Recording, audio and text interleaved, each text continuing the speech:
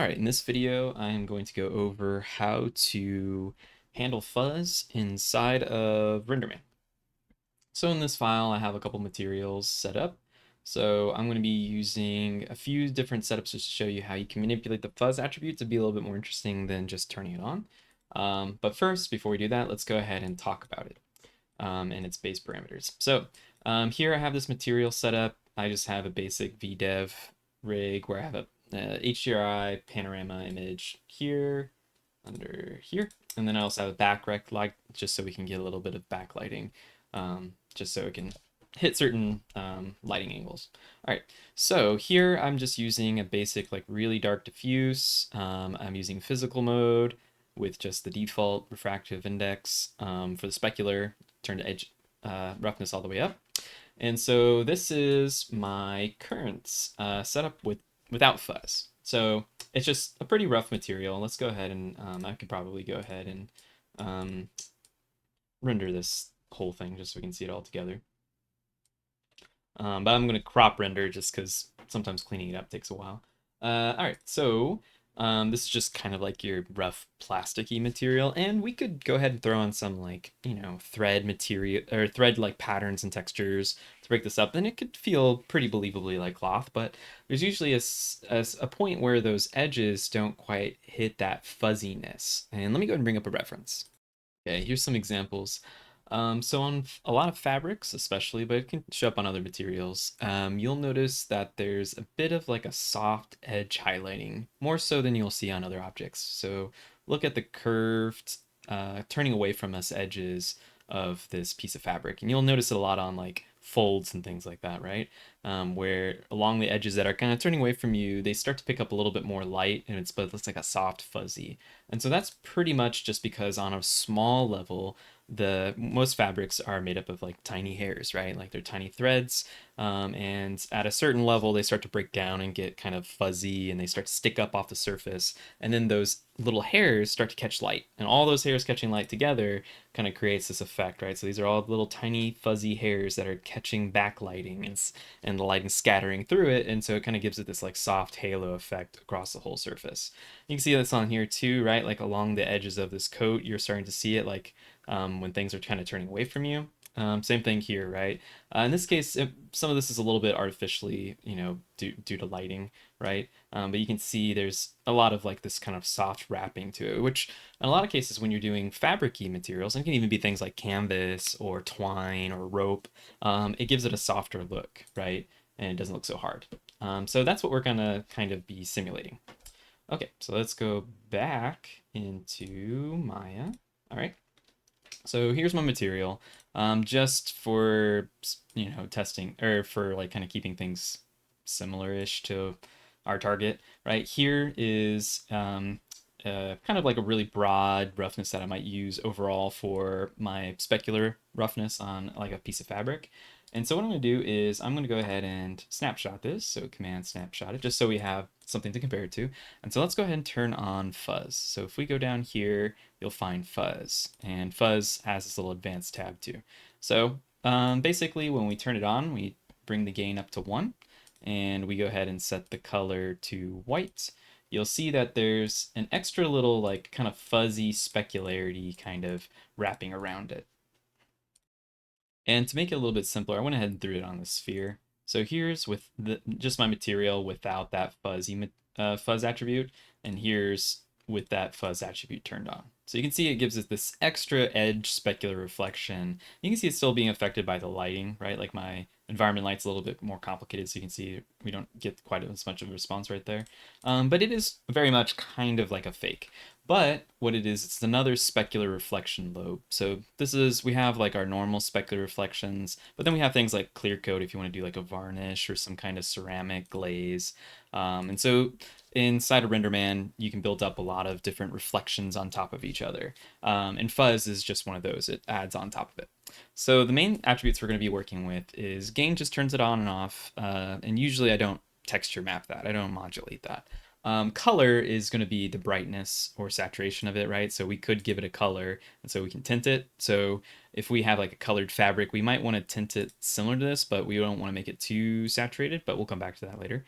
and then cone angle. And cone angle and bump are probably the most important ones that you're going to be modifying. So the smaller the cone angle is, the less the fuzz wraps around. So you can see if I bring this down low, and sometimes when I test these things out, I like to turn off other stuff. So I'm just actually just going to turn off my primary specular. So you can see it's barely on right there. You can see it right there. And as I increase that cone angle, you can see that the reflections start to wrap around more and more and more, right? And as it goes up higher and higher, right, we're going to get more of that wrapping around. And my lighting is kind of messing this up a little bit, so it appears a little strange, but we'll keep going. Okay, 20 is the max. You can't go above 20.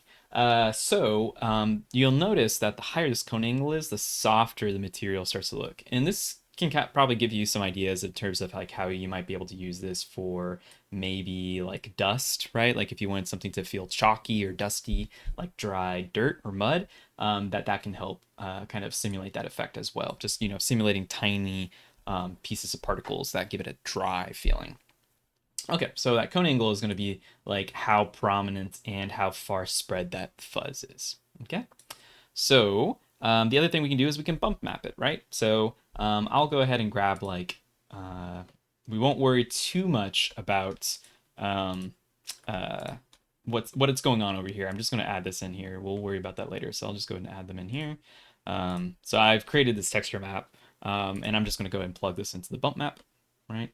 And then I'm going to go ahead and so you'll see what's cool about adding in a bump map is it's displacing the surface, right, in the normals, which means that some surfaces over here might be kind of pushing upwards, which means that, and let's go ahead and bring the cone angle up a little bit so you can see that a little bit better. The surface pushes up a little bit, which means that surfaces that over here might not be getting hit by the fuzz are now getting hit by the fuzz, right? Because they're kind of being lifted up, and because they're lifting up, they have like a left, right, up, and down, surface that's pointing in a certain direction, which makes the fuzz catch it better, right? So a lot of times what I'll do is I'll be modulating or manipulating the bump map, or what I'll do sometimes is let's break this connection.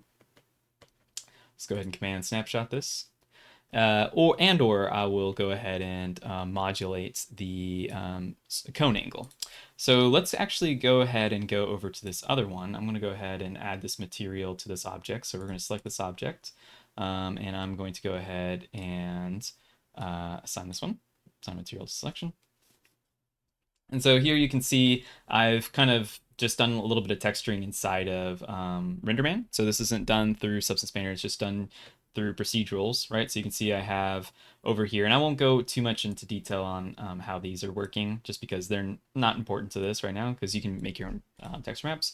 But I have essentially like a fine noise, a kind of like a bigger noise that I'm working with, another one, and then I'm just kind of piling them on top of each other to make a little bit more of an organic look. And so you can see I'm attaching that to a bump map.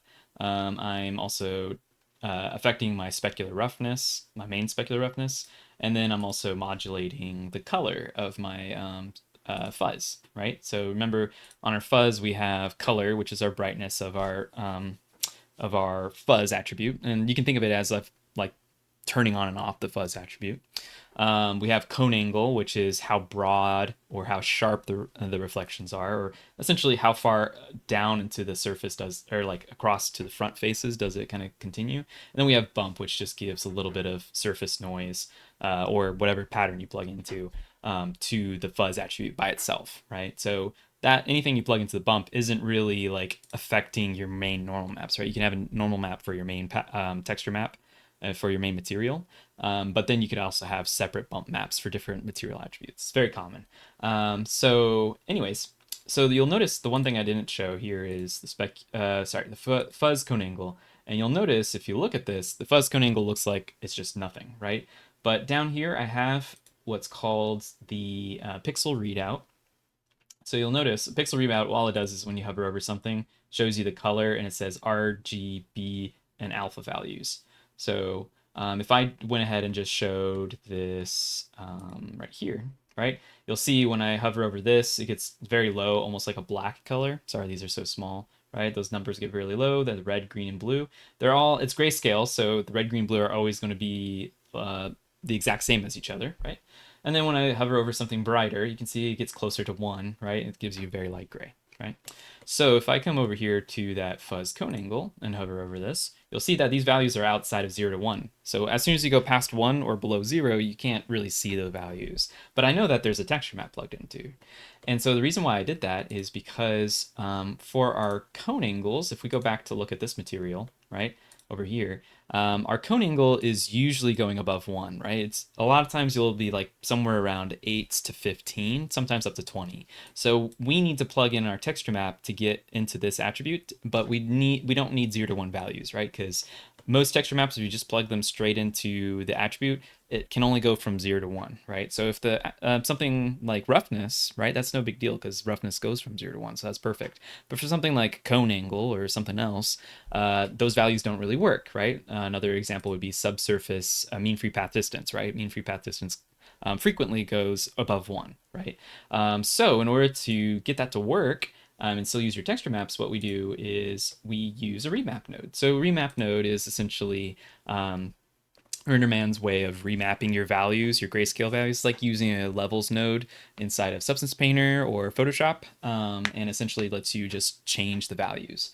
But one of the ways I like to use a remap node generally, so we can use a remap node, you can see here, let's take a look at this one. Okay, I've been manipulating them like crazy, but let's go ahead and set this to 1. We'll go ahead and set this one to 0. So basically, a lot of times what you're doing, let's go ahead and take a look at this. This one is, yeah, it's fuzz color. All right.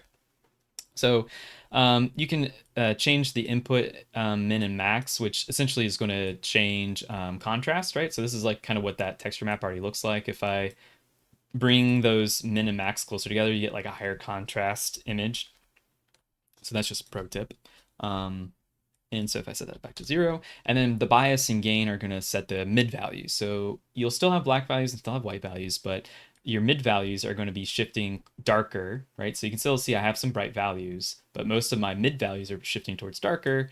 And then if I push them up, I still have black values, but all the values in between are pushing brighter. So that's usually what you use a remap node for, right? You're just trying to kind of adjust broadly what your texture, values are inside that texture map. I'm going to just revert these, just left clicking, click revert. But what I like to do is I like to use this output min and max. So my texture map, this image right here goes from 0 to 1, right? So it goes from 0 to 1, right? The min is 0, the max is 1. And if I go ahead and let's go ahead and just crank these all high, and I'll just push this really high, right? You'll see when I hover over this, it just clamps to 1, right? Anything that goes up to like the maximum, it can't go any higher than 1. So a lot of things are just getting clamped down to 1. And some things will get clamped down to 0, right? Like if I go ahead and do this, let's go all the way down here. If I hover over, and let's pull this down here, right? If I hover over these, you'll see they just get clamped in 0. I can't get anything lower than 0. So let's go ahead and just revert these. But the problem is I do want to go over 1, right? So that's just the fuzz color, who cares? But on this one right here, the fuzz cone angle, you'll see what I'm doing is I'm actually changing the minimum and maximum. So what that's doing is it's changing these values from 0 to 1, right? All these values that are like this one's black, which is 0, this one's white, which is 1, and it's putting into a new color range, or value range, which is from 12 to 16. So where black used to be 0, black is now 12, and where white used to be 1, white is now 16. And then the one thing you just have to do when you do that is you have to unclamp your outputs because, Renderman's doing you a favor, and by default it says clamp, right? So it keeps you from going outside the 0 to 1 range. But if you do want to use values outside that, you unclamp that. So now that's how I essentially use the texture map to affect our cone angle. So if we come back out here, let's unsolo this. You can take a look at this. And I like to, again, this should not be physical. Let's set that to, artistic. Let's set that to physical. All right, so I'm going to turn this off. So there's no primary specular, and I might just go ahead and turn off the diffuse too. Actually, I think the diffuse was already off on this one. So you can see that effect of these different fuzz attributes being modulated because this is all fuzz right here. And it can be subtle, but you can see it right there. If I crank that bump up a little bit, right? So let's say 0.01. You can see I'm getting some larger shapes, and they're kind of spreading further into the foreground. If I went ahead and I'm not going to modulate the fuzz color, I'm just going to let fuzz color be white.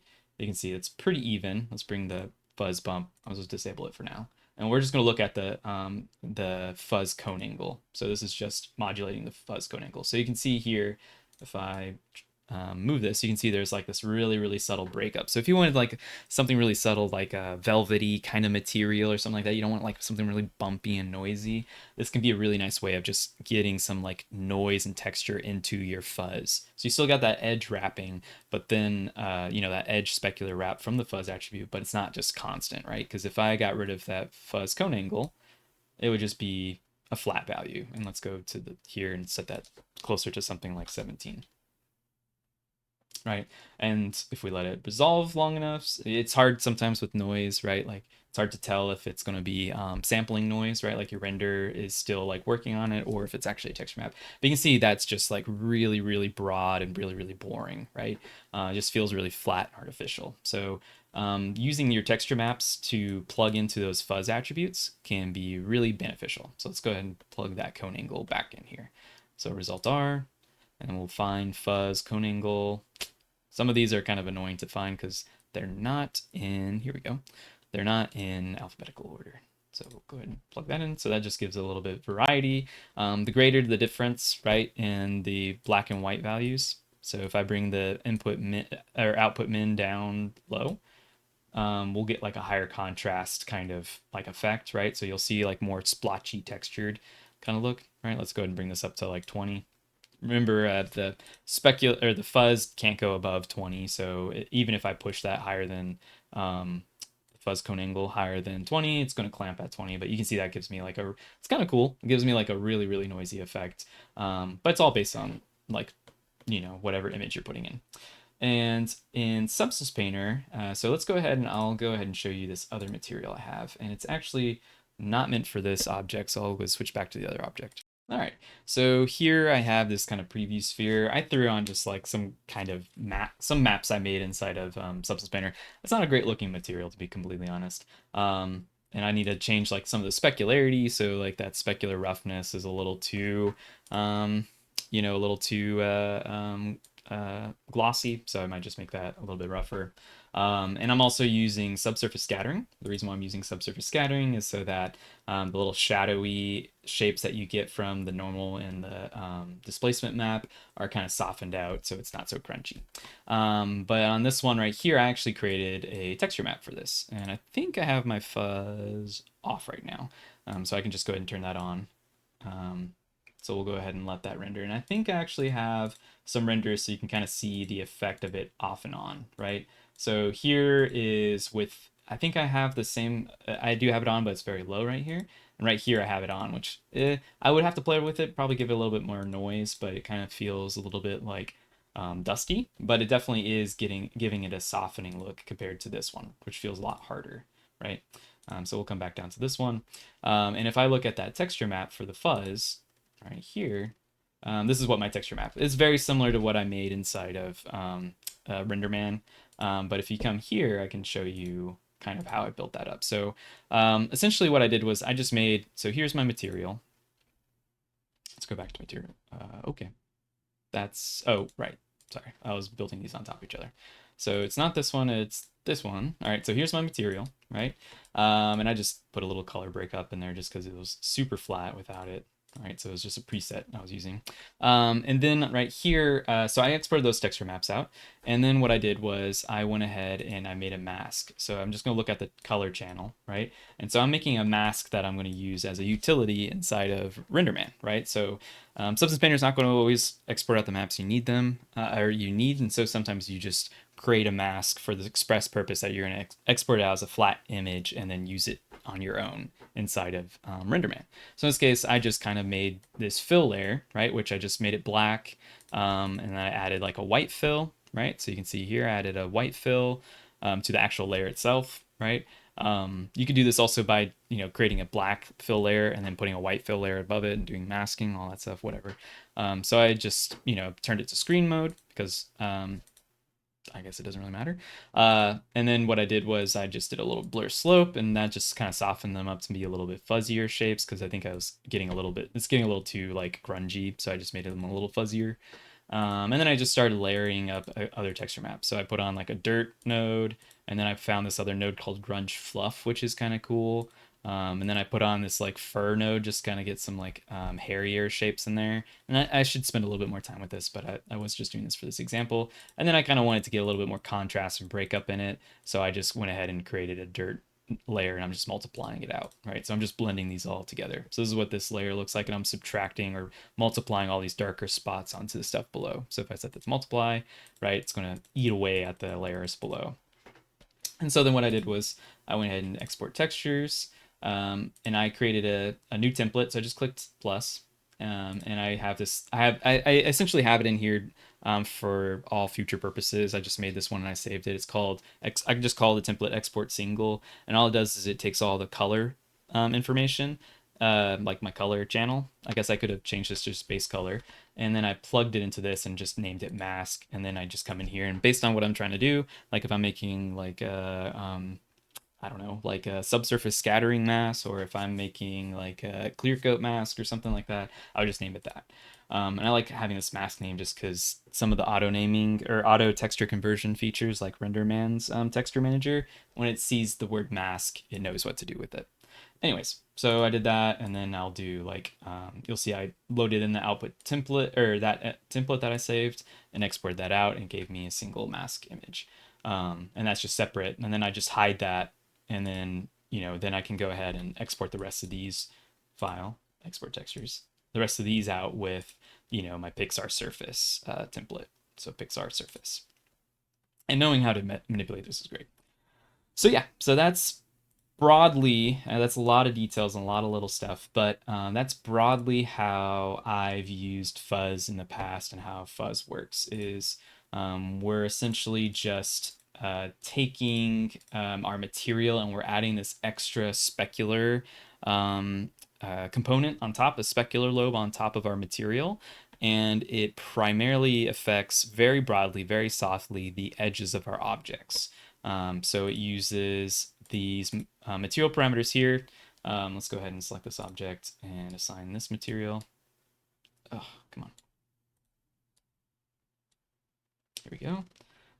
So we have these. Oh god, this lighting's really weird. Let's go back to that sphere. I think this object's just kind of not great in this lighting setup. So let's go ahead and go here, and let's assign this material to that object. So we'll select that object, assign material. There we go. That wasn't an ideal lighting setup. So we have the gain, which just turns it on, right? So gain turns it on. We have the color, which is just going to affect the tint and the brightness of this, right? I guess technically you could go higher than 1. You probably shouldn't do that.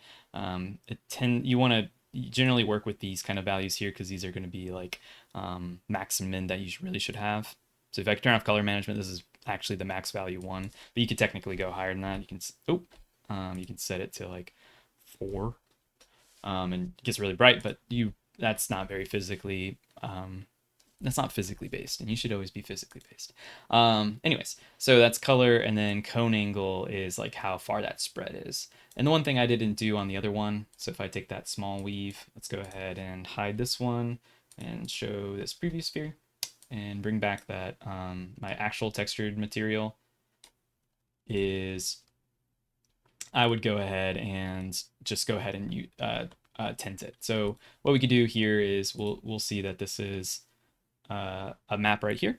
And so what I'm going to do is I'm going to stop rendering so it can go a little faster. We'll pull this over, and I'll do something like a blend. So let's just, this is usually how I like to add a color or add solid colors and work with solid colors inside of Renderman. It's probably a better way to do it. I just don't know what it is.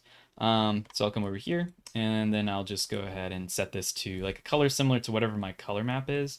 What I could do is do like take my color map, right? And I'm plugging it through a HSL node, hue, saturation, and levels, or luminance, just so that I can have some control over it. And I'll plug it into here. And we'll do that for now. Essentially these nodes aren't doing anything, right? They're both just passing the color along. So then what we can do is we can just take the fuzz color and plug it into that. Okay, so if I go ahead and re-render that out, it's kind of hard to see, but the fuzz should have, assuming I turn the fuzz on, yep, should have essentially my color map as its color. So it's going to be tinted. And I can go ahead and push the luminance up. And if I turn this off, maybe we can see a little bit better. So those edges should get a little bit blue. What I might do is I might just go ahead and disconnect this from the diffuse and set the diffuse to like a dark color. Oh, right. I'm using subsurface. Let's turn subsurface off. So it'll go a lot faster. So I'm just going to set this to black just so we can see the fuzz. So you can see this is almost all fuzz. Yeah, this is all fuzz, right? So I don't even have my specular on. So this is all fuzz, and you can see it's a little too saturated, right? So what I might do is I might come in here and I boosted the luminance, but I might desat it a little bit. So if I brought it all the way down to 0, it should give me a gray image. Yes. Okay, that's good.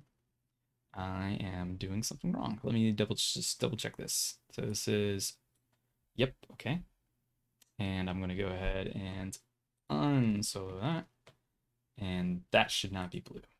Let me just double check. Maybe I also have subsurface still on. I do. Ah, okay. Perfect. Yeah, sorry. Subsurface was really screwing that up. All right, so coming back over here.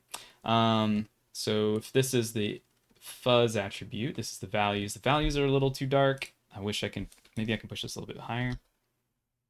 Nope, I can't.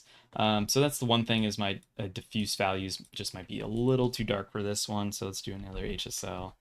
There's also a color balance node, which we could probably do, but I'm just going to do this in a really lazy way. And I'm just going to boost the luminance again. And so let's see this pull up and then go back down. Fuzz is on, cone angle's on. Yeah, it's barely getting in here. Okay. This example turned into a bit of a wash. Let's go ahead and break that cone angle. So let's break connection. And I'm just going to make this really broad.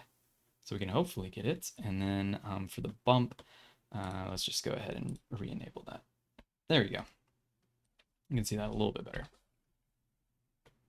So if we don't desaturate that, right, let's set that back to 1, you can see we get this kind of blue specularity to these edges, which is outside of this kind of lesson right here, but tinted specular tends to make things look metallic. So a lot of times if you turned on all of the other kind of color attributes and things like that, so let's go ahead and bring our diffuse back, right? It kind of gives it like an extra saturated look in this case. Let's go ahead and turn on also specularity. And let's bring the specular down just a little bit, just so we can kind of see the fuzz a little bit better. So it might be a little too saturated. So if you feel that node, then just make sure you go in here and just desat that diffuse map and use just like a slightly less saturated version of it. But cool. Hopefully this helps. Hopefully this all makes sense. And if you have any questions about how to use fuzz further or how to like make your texture map make this look better, please let me know.